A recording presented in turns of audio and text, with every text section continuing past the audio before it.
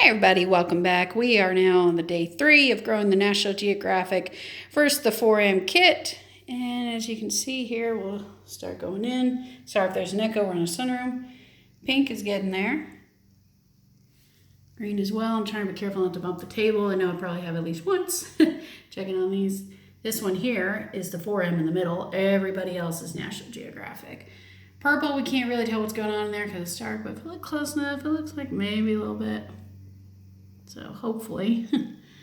Blue one just, still doesn't look like it's doing anything, but got a little couple maybe pieces. That one I think probably got disturbed, but hopefully not.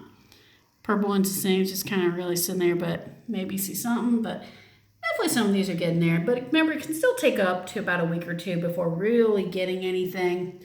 So try to be patient with it if you can. And we'll keep documenting. And of course, I will see you guys tomorrow with another group of the National Geographic versiform crystal growing experiment. Until tomorrow, guys.